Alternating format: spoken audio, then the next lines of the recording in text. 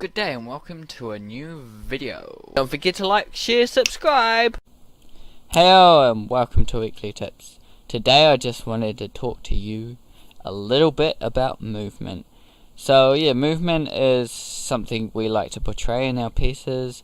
It really can change something from, something that looks like this, a bit stiff and boring, a character, or something, and actually make it more interesting, like what's happening here.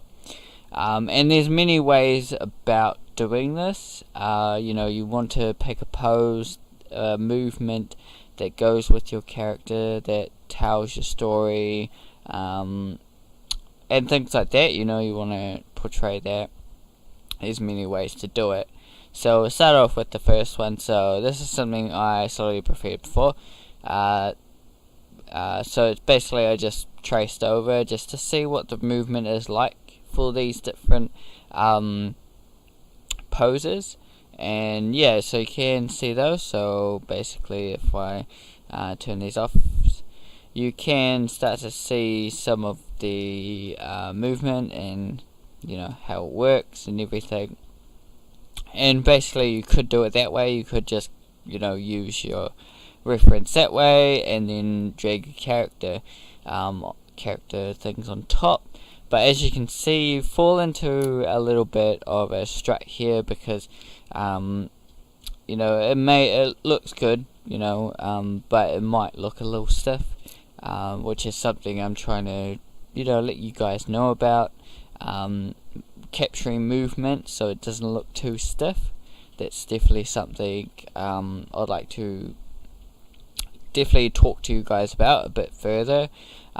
Maybe in this little bit of it episode I might be able to talk to you a bit about it, but because these are 5-minute videos, I don't get to talk too deeply about these things. I just kind of touch base on a few things, but I can expand these on further episodes, so that'd be great to expand.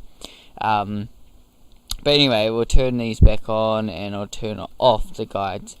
And so basically, the first thing you want to do is you've got to understand your character, whether your character has a set of rules or something. For instance, like my children's book, my character that I'm creating has a set of rules of how he looks, and then I apply those rules on top of any poses that I do draw and find.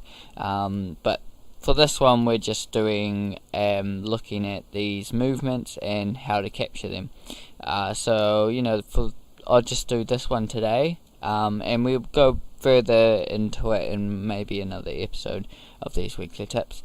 Anyway, we'll get into this one. We'll turn this layer off. So understand the anatomy is important to do this, and then you want to start off with your basic skeleton, basically, and that's all we're going to be able to capture today in this episode is pretty much the skeleton.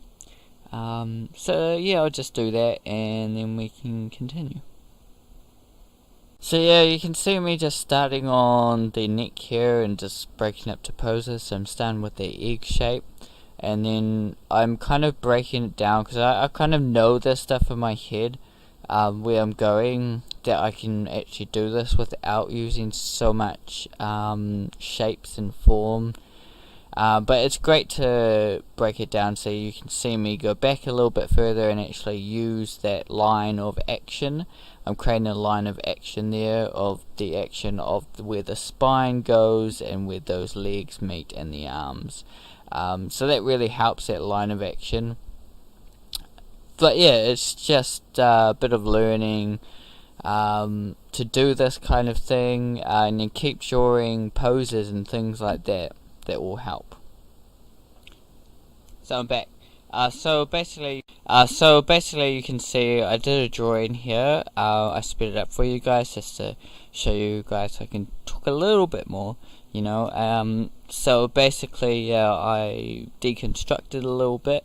I used basically this form. So when looking at movement, you want to break it down to shapes and form.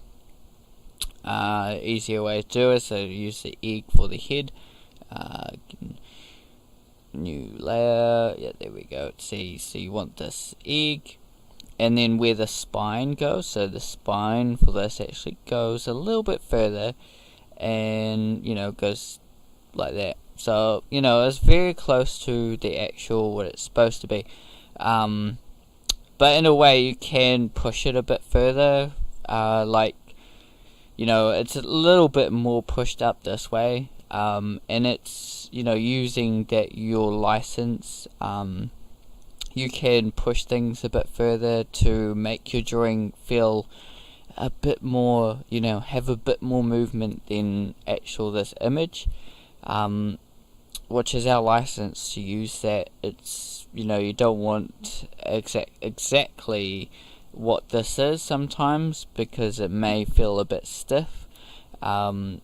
It's easy to understand when it's an actual photo, but just using a little bit of extra movement can really help to push your action, your pose, which is really cool.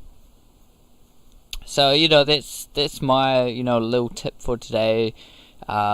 Is movement is important. It's good to learn, and I've just taught you something small at the moment. This is a small little portion of what movement is, and how to go about creating movement. This is really small tips, so it's hard to say everything I want to say about it, but that's kind of all the time I have for it. So hopefully you guys did learn something from this today. You look forward to seeing more about this tip. If you want to hear more about movement and me deconstructing movement, getting into because I work a lot with animal characters and things, how I do that kind of stuff, just leave a comment. Like, share, subscribe. Thank you. Have a good one. We'll see you in the next tip. Goodbye.